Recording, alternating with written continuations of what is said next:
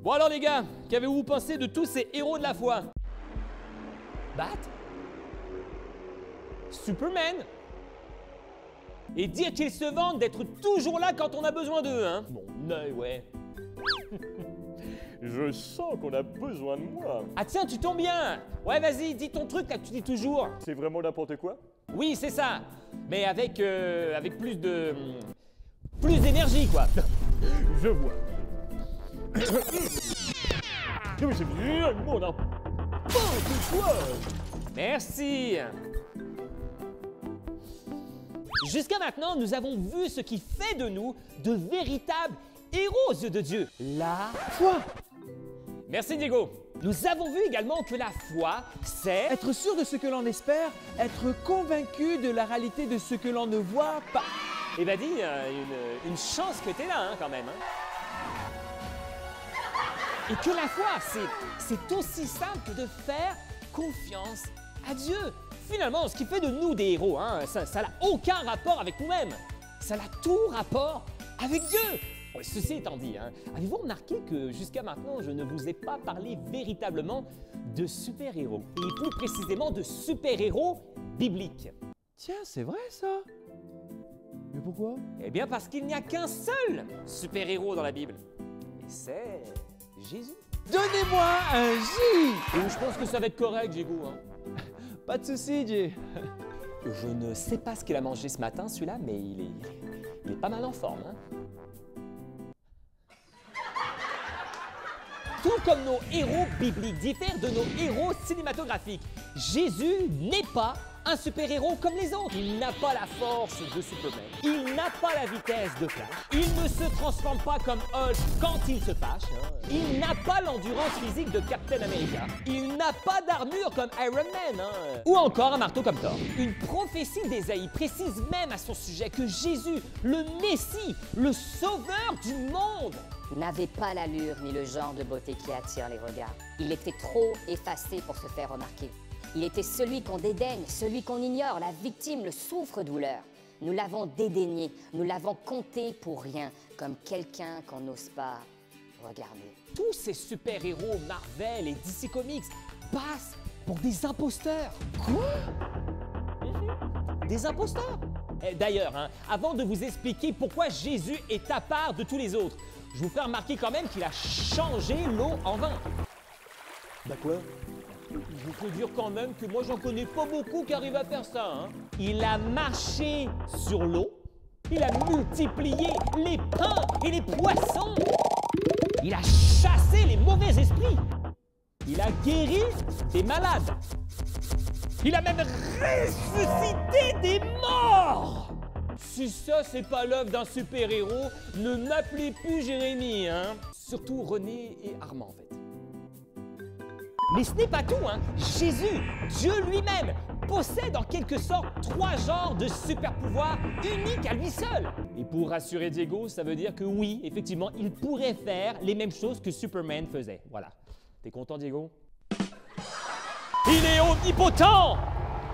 Il peut tout! Il est omniscient! Il sait tout. Il est omniprésent! Il est partout à la fois. Bref, de quoi se péter les bretelles. Péter les bretelles, les gros. Moi aussi j'en ai des bretelles. Mais voyez-vous, toutes ces vérités sur Jésus ne sont pas ce qui font de lui le super-héros par excellence. Ce qui fait de lui le vrai super-héros, c'est qu'il est le seul à véritablement avoir sauvé l'humanité tout entière. Et pas juste l'humanité présente, hein, mais également celle passée et à venir.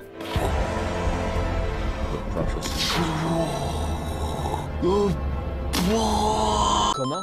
Jean chapitre 16 le résume ainsi. Car Dieu a tellement aimé le monde qu'il a donné son Fils, afin que quiconque croit en lui ne soit pas perdu, mais ait la vie éternelle.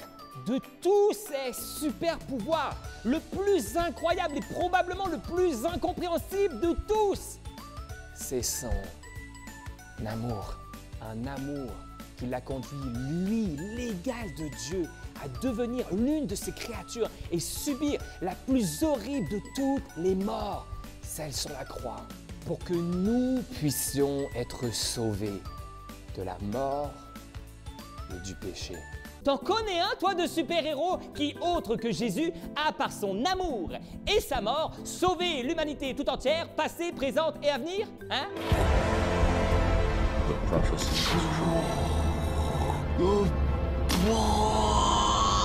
Pas moi. Et voilà, les gars, c'est comme ça que j'ai sauvé l'humanité tout entière.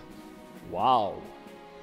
J'ai beau être Batman, Et moi, Superman, on t'arrive pas à la cheville, Jésus. je dirais même qu'on t'arrive pas au petit doigt de pied. Ah bah vous étiez là, les gars! Ouais. À ce que je vois, vous avez fait la rencontre de Jésus. Incroyable, n'est-ce pas, hein? Vraiment incroyable.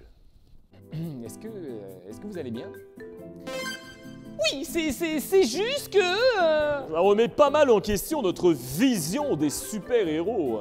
notre vision de nous-mêmes. C'est surtout moi, en fait. Parce que je ne veux pas remuer le couteau dans la plaie, Bat, mais tu n'as pas de super-pouvoir. Non mais oh! Attention, hein! Faut pas me chauffer! La kryptonite, tu connais? Les gars. Après quelques doses bien placées, là, on va voir qui c'est qui a plus de super-pouvoir! Mais pourquoi il faut toujours que tu le prennes personnel, Bat? C'est juste la vérité. Il va y avoir un massacre! Hein. Il va y avoir un massacre! Bref, Jésus n'est pas un héros comme les autres, parce qu'en réalité, Jésus est LE super-héros.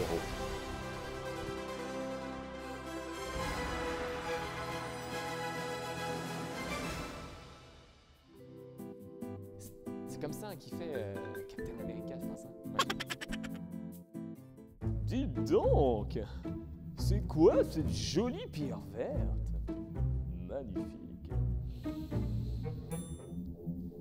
Oh, je sais pas, mais je me sens bizarre tout d'un coup.